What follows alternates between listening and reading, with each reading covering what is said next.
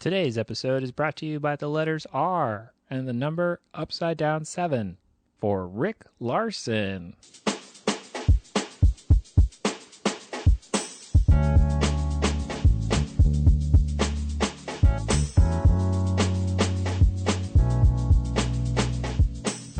Thanks again for everybody for tuning in again to Notes from My Improv Notebook, your internet's resource for free improv knowledge. How great is that? Thank you so much to everyone who has rated and reviewed my podcast. I really appreciate that. Every one of your rates and reviews actually helps get this podcast out to people who love improv just as much as you. If you haven't already, please stop the podcast right now and rate and review us. I would really appreciate that. I've seen that I have 9 total ratings, so I appreciate everyone who's already done that. But if you haven't, it's very much appreciated. I am available for teaching. I live here in Los Angeles, California. I would love to coach you, but if you're not around me, I can also Skype in. I'm very good at Skyping or FaceTiming. We can also group FaceTime, but I would love to work with you or your group. I'm also available for workshops. I would love to teach you, so please contact me at highsilentx@gmail.com and let's work something out. This week's episode is by a veteran improviser named Rick Larsen out of Phoenix, Arizona. Rick Larsen is a wonderful player, and he is a wonderful improv teacher, and you're going to love what he talks about. We focus on emotion and exercise with emotion. You can find Rick Larsen on Twitter at rlarsen4 or on Etsy. He made this awesome short storybook called Fat Dracula and Other Stories, and you can search Failure of Free Press on Etsy to find that. If you'd love to watch Rick perform, every second Friday at the Torch Theater in Phoenix, Arizona, he is a part of a group called Apollo 12. Please go watch them. They're a hilarious group, and they would love your support. If you can't go on Friday, go the 4th Saturday of the month. That is with his group, Side Coach. Side Coach is a wonderful show where every scene takes a suggestion. So please support live improv theater, especially the Torch Theater in Phoenix, Arizona. Without further ado, here's Rick on emotion. Rick Larsen is here. Hello. Hey, studio audience of Claire and me and my mother and in-law and my wife. How's it going, Rick? How are you doing? I am good. I can't complain. That's good. I'm so glad to have you on the podcast. You've been improvising for such a long time, since I remember, probably since like 2006. So maybe a little later than that. I think maybe 2008 or 9. Wow, how cool. Yeah, it's been about a decade though. So that's amazing. Do you feel like you've learned so much in that time, or do you feel like I do. I still feel like the new kid in a lot of situations, though, usually. No way. Oh, yeah. No way. Why do you feel even when I'm the oldest person in the room, which is very often. Do you feel like that you've got more knowledge from the repetition of it, or do you feel like, was it like self-discovery? Was it someone giving you tips? What was it for you? I think a little of all of those. One thing that I think taught me a lot that I tried pretty early on to do was seek out like opportunities to play with people who I really enjoyed or I thought did things differently or interesting ways that I wanted to seek out. So I made like a mental list and still have not managed to get to everybody. So I don't think if I haven't done a 2-person show with you out there in the world, that it's because I don't like you. It's people get busy. People say no, that kind of thing. Well, I think it's really cool that you put yourself out there, because that's, I think, was one of the hardest things to do, is to just ask. And a lot of people are more than willing to do it unless they're super busy. It's not that they don't like you, but putting yourself out there to ask your heroes to perform with you, or people you admire, I should say, to perform with you is such a good tip to take away, because people will normally say yes. Yeah. And it's something too that I can't say like I did everything great right away, but that was one of the early things that I did and learned was to like take opportunities when they came up or jump on things, or not necessarily, especially when you're improvising, to I'm thinking of specific examples without mentioning them, but like the idea that you have to know what the show is before you go into it, or like you have to practice something before you can just go out and do something, for better or worse, has been something that I've always been able to get around, or not have to worry about, and just like, oh, somebody didn't show up, can you sit in on this show? And I'm like, sure, I don't know who any of these people are, but I'll do it. Those are my favorite moments. Yeah. Okay, let's do it. Yeah. A few years ago, I had the opportunity to do the San Diego Improv Festival, does a single rider show where you sign up as an individual person and not as a group. And so I did that and performed with 5 other people who I had never met before. We came back the next year, although I had to not come at the last minute. But then I invited them to come out to Phoenix, and we did a couple of us were able to come and do a show maybe 2 years ago, or about a year and a half ago, around Halloween. And then this year, one of those people still like submitted his own 1-person show and came out, and it was that's cool. Very cool that like, yeah, you can make all these connections and make all these opportunities for yourself around the country that if you are shy about asking, you won't ever experience those. Yeah, I think that's so cool that you do that. You know, I've been reading a lot lately that a lot of our skills are promoted through our socialization inside the hobbies that we like, right? Okay. So we will continue to build upon the hobby if we find other people to do that form with. And I think that what you're doing by putting yourself out there and asking new people to play with you or to submit yourself as a single person is such a great thing, because it reinforces the fun of improv and that social aspect that we all kind of seek as human beings, which is really cool. That's interesting. So I wanted to bring you on the podcast because you have something very important to tell my audience. You wanted to talk about emotion in scene work, right? Yeah. All right. How has emotion helped you in your play? Oh, that's a great question. So one of the things to think about just coming out in a scene or initiating is sometimes you have a great idea and you have a premise and you have a beautiful thing, and the whole point is just to get like the other person on board with what you want to do.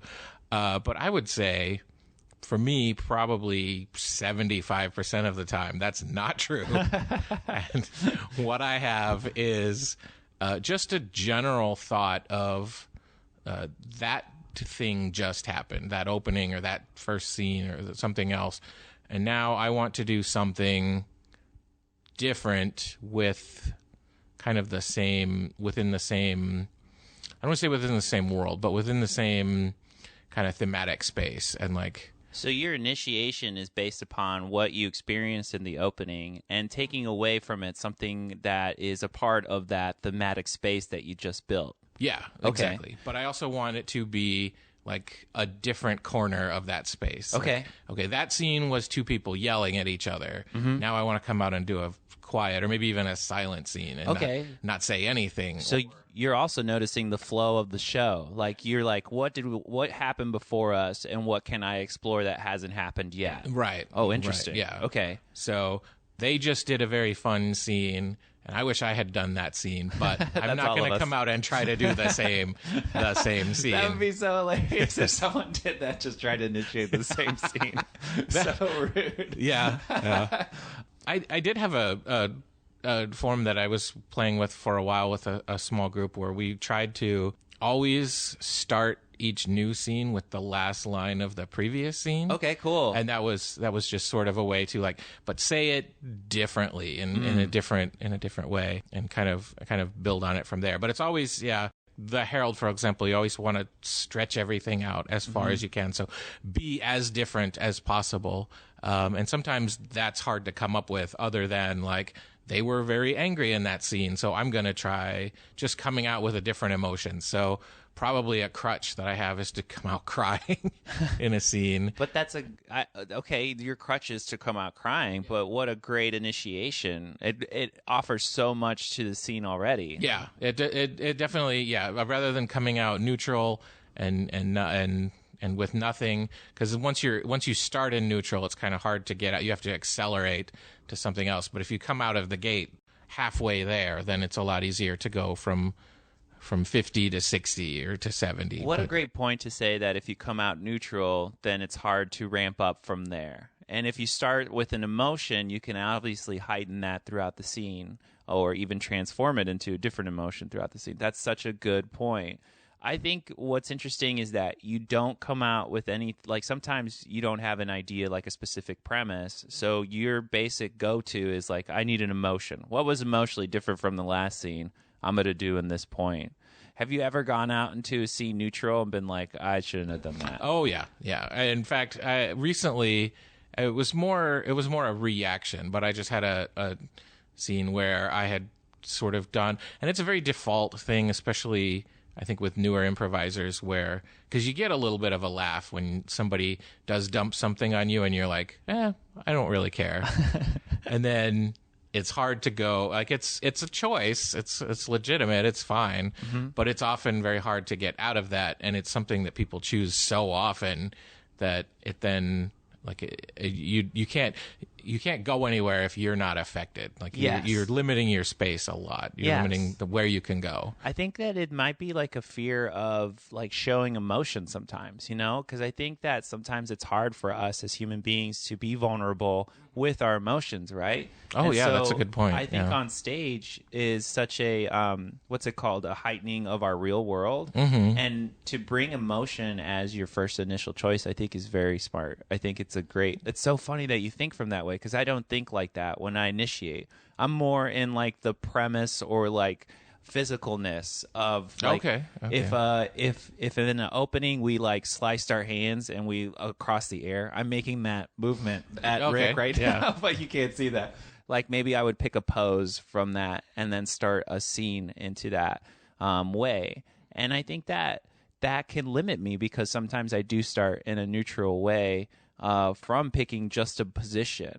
And if I was able to incorporate more of the emotion like you were, I would find more success in those scenes, especially working with someone else. Yeah, it's definitely possible. I think it's another tool in the tool belt. Like there are a million ways to start or to initiate a scene, but it's something that I was taught early on that gives you a lot of fuel, and it works really well for me because I think personally, like in my normal private life, I am a very restrained, quiet, not vulnerable person. But I guess I get on stage to get to that place, to do that, and to like pour everything out. And so I think that it's definitely a skill that works for me, and I think it's something that I would encourage people to at least try and see what happens. Well, when I performed with you on our 2-man Teenage Heartthrob, I was really impressed by the moves that you were making. And now that I understand kind of like where you're coming from in terms of your initiations, it makes so much more sense to me, like why it was so much fun to perform with you.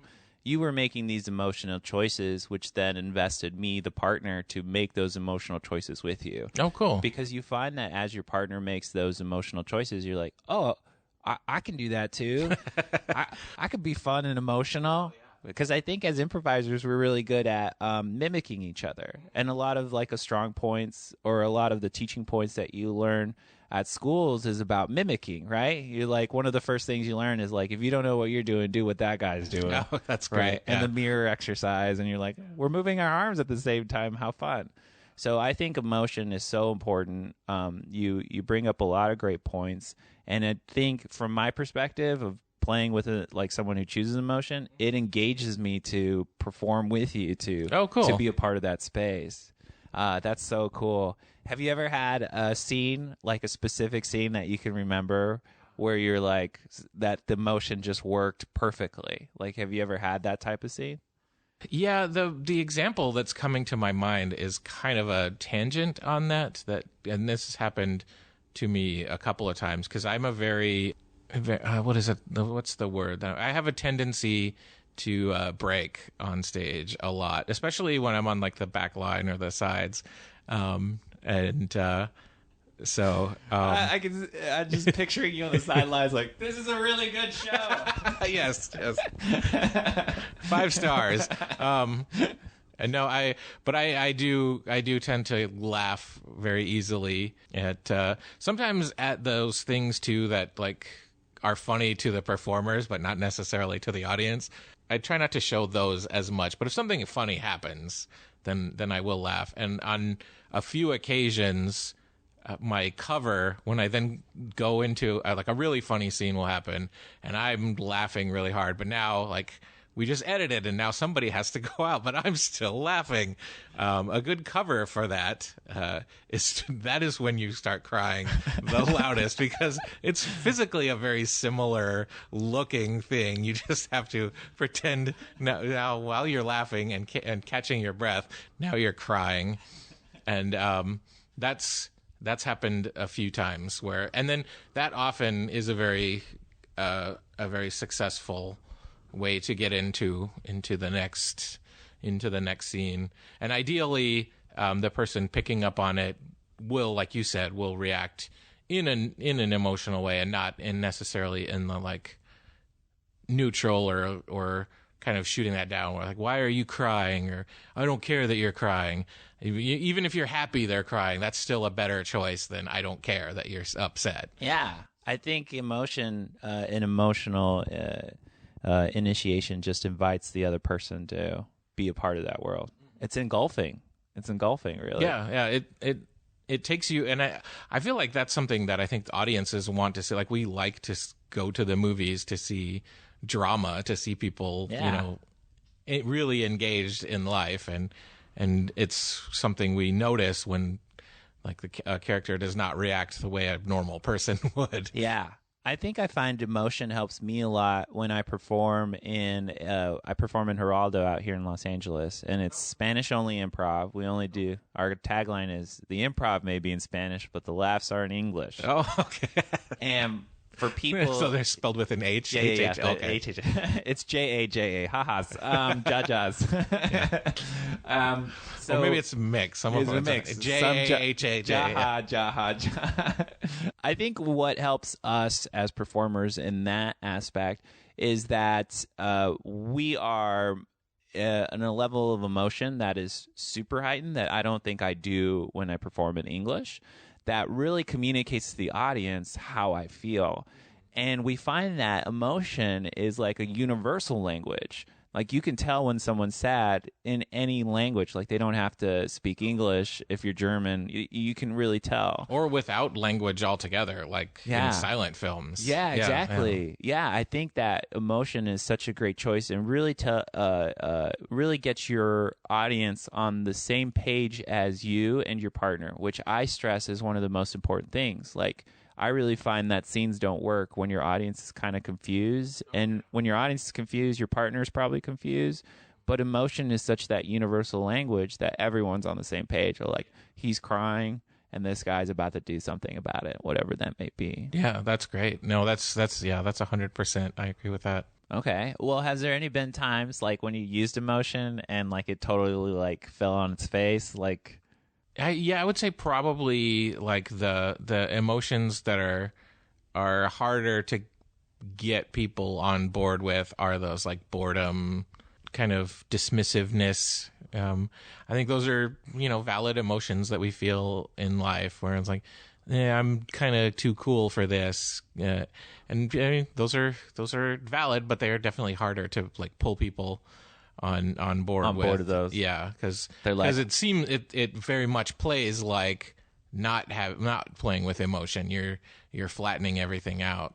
It does. I know for me, I have a hard time with emotion because I can only name 3 emotions on my hand. I'm either crying, so sad, mad, or happy. Like, those are the emotions that I have. Like, I don't. Did they ever give you in improv training? Did they ever give you that sheet with like 1 million emotions on it? And they're like, I have seen that. I took a level of improv with a guy named Bob Fisher, and he had basically there are 4 emotions, and that was it. I mean, there's definitely combinations and gradations of all of them, but there are 4 emotions, and they were anger, fear, joy, sadness. Yes. So what's the what's the fifth one in the movie? Because the movie has 5. Inside Out, the cartoon has 5 emotions. Yeah. Disgust. Disgust. Was Mindy Kaling. Yes. Yeah. Yes. That is a great movie to watch for this kind of. I think you bring up that's a great way if that's how you remember it. Remember the characters in what was Inside Out. Inside Out. Thank you. Remember those characters, and then you could always just kind of pivot to those characters and be one of them at a 4, or be one of them at an 8, or be one of them, or be some combination of the two of them. You just bring up something really cool, which is the exploration of emotion and those different levels of emotion. So on like a scale of 1 to 10, a 1 sadness is totally different from a 10 sadness, right? Have you ever started a scene at a 10, or do you find yourself always starting lower than that? I have. I definitely have. The scenes where I come out and I'm just sobbing because I was laughing previously or just because I feel like that's like we haven't had that yet. But I think more often, I try to come in maybe at a 4 or a 5 and then build on those. And it's important to remember these are all subjective, and like your 4 is probably different, but it's still as a tool for you to think through it. It's helpful to like figure out what a 4 feels like to you and play that. And then because one of the things I think about for that is like if you come out starting at a 10 sadness and then something sad happens, how do you get sad? How do you heighten that? How do you build on that? But if you come out and you're already a little sad or barely sad at all, and then something bad happens, you can go up from there. Starting at a 1 is probably challenging if the other person doesn't pick up on that. But if you are playing with somebody you're familiar with or that knows you and can feel that and take that and be like, oh, he's starting a little bit sad, maybe we can pile on and kind of heighten that and bring that up to a 6 by the end of this scene. Yeah, I think that's cool. You're like, if you're gauging your partner, then you know how to either fuel what they're doing or disrupt what they want. Oh, because I'm a big believer in wants. And if you know like your partner's wants, you can either like stop them and then that frustrates them. So I think that's great. You're engaging your partner. You're really listening intently to their body language or their verbal communication in that scene. I always find that, especially like on my scale of like 1 to 10, when I start at a higher level, like an 8 or 10, it turns into a serious scene for me. And this is for me specifically. Yeah. I feel like whenever like I'm super sad and like if I take it on and I look back at it, I'm like, oh, that was me at a sad 8. For me, it's hard to get into the comedy of it. Because then it's like, then I feel like I'm going to my sadness and I bring it down because we're like, well, we're being kind of silly. So sadness doesn't need to be real. So it's like a 4, and that's how I feel. Yeah. How do you feel when you start at a higher level? I think that's a good point. I hadn't really thought about it, but I think that is good. And I tend to be somebody who encourages and welcomes those serious scenes to come in.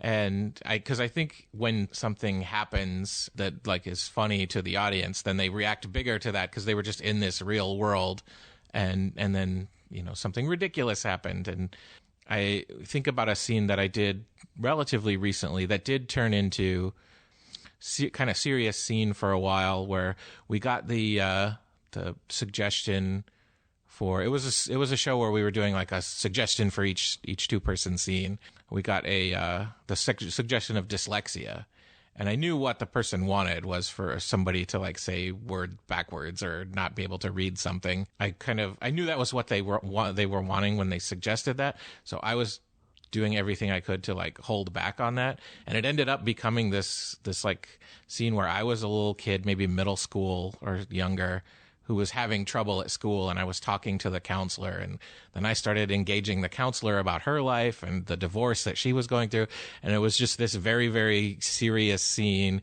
And then she tried to spell the word divorce, and I got it wrong and said diver, and like everybody thought that was so much funnier than if I had just come out and immediately started doing that. Yeah. But once they knew my kid and knew that I was I was troubled, but I also cared about this other person, and she cared about me. And then we hit the dumb joke, and it was 10 times better than it would have been. Yeah, you built that wonderful tension throughout the scene, and to just release it through that spelling divorce wrong as divers, it's very funny for me.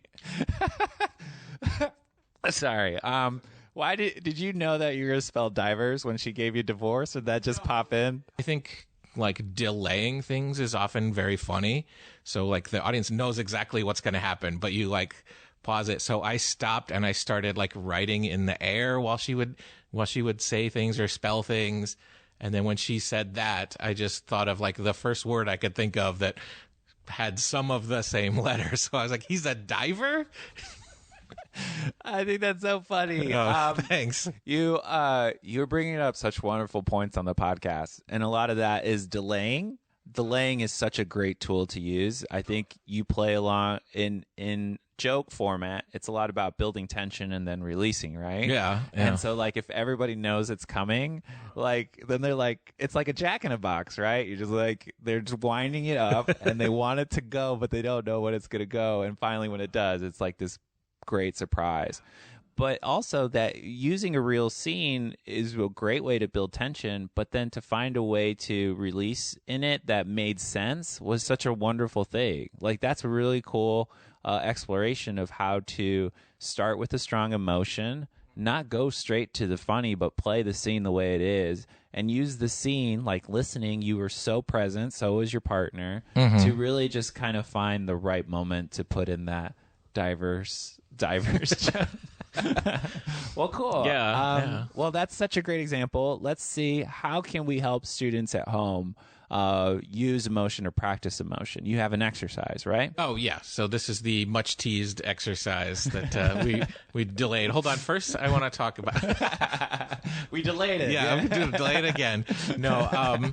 So one thing that I've used a lot that I think is really great is to take kind of a neutral like line of dialogue, like I'm coming home on Tuesday, and in a group, and for your team or your class or however many people, it can even be used as a warm up. But just say that neutral line, and then everybody try it with different emotions, different levels of the same emotion. So somebody else is sad that I'm sad, I'm coming home on Tuesday. Somebody else is excited because they didn't want to be where they were. I'm coming home on Tuesday. And somebody else is angry because they're coming home to kill you. Whatever the case is. But and you don't really necessarily verbalize those. Just kind of go around and like, I'm coming home next Tuesday. I'm coming home and just feel out all the different ways that you can feel about saying that one very neutral thing. And then I like that. I like that you then, if you're exploring, to go back and to kind of put a title on it. So that was my sadness at like a 5, right? Or like that was my sadness at a 2. Because if we're aware of these things while we're practicing, we could then eventually use it on our show. I think that exercise is really cool too, because you can use it privately or with a group of people. When you were talking about the group of people, I was picturing everybody circling up, and then each person and the next person in the circle kind of going along with it. Wow, that's a cool exercise. I like that. Yeah, just trying to, whatever's come before, try to find a spot that hasn't been taken yet. So yeah, that sounds like his sadness 7, so I'll do a sadness 5, and they might sound pretty similar, but how they're different, and then you're trying not to be their 7, so you'll be your 5. What a great nuance! Yeah, to find the nuances by listening. That's good. I would like to, if you were doing it with the group, you could also do it by yourself, right? You used to say the same line, but in different emotions and then engaging yourself. But in this group, I would like to add like an extra thing where you put someone in the center responding to these people with their different emotions. Cool. Yeah. So that way they understand, like, they find what the nuance is when someone says a line to you in a certain way. And then they can feel how it is to be engulfed in that emotion and how to respond in that time. Yeah. So I think that could be the next level of that exercise. Oh, that's good. Yeah.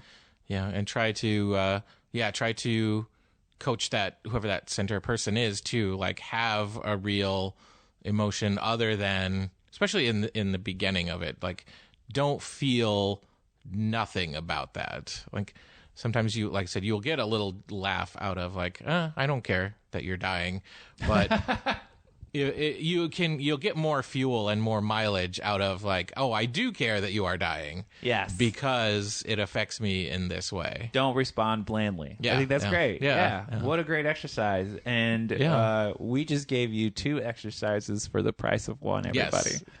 So thank you so much, Rick, for coming along on the podcast. Of course. Thanks for having me. Where can people find you? So occasionally you can see like the ghost of me on my Twitter account, which still exists, but is not super active these days. But that's at rlarsen4. Instagram, I also just revived. I just published a collection of short stories myself that you can get electronically or a couple of hard copies called Fat Dracula. It's about the story if Dracula was fat. And that's available. I put a couple of those up on Etsy if people want to search that out and find me on there. Is your Etsy under rlarsen4 as well? Yes and no. That's a good point. Because I called the I am on there as that, but the store itself is called The Failure of the Free Press. Okay. The zine is available for purchase. It's under Fat Dracula on Etsy. You can find him on Twitter, rlarsen4. How about performance-wise? Performance-wise, every second Friday of the month in Phoenix at the Torch Theater is my long-running group, Apollo 12. It's a wonderful group. I totally thanks. recommend going and seeing. I love watching you guys play. Oh, thank you. Yeah.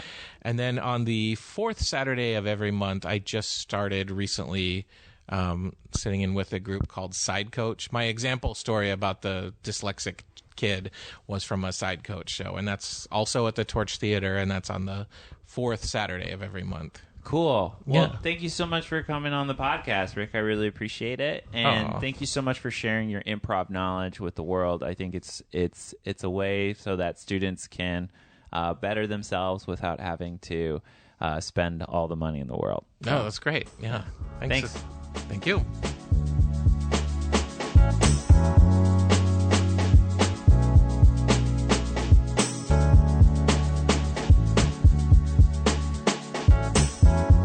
Thank you so much for tuning in.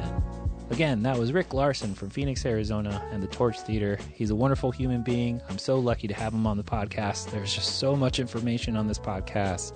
It just came out great. I was so happy with it. Again, I am available for teaching and coaching. Please reach out to me. You can always hit me up at highsilentx on Instagram, or you can email me at highsilentx@gmail.com. If you haven't already, please rate and review the podcast. I would really appreciate that. Each rate and review gets me closer to my goal of 15 reviews. I'm 6 away, and you can help me, and I would appreciate that. Other than that, I'm working on getting more guests for you to enjoy. So be patient, and I will bring them in as soon as I can. Other than that, hope you have a great week.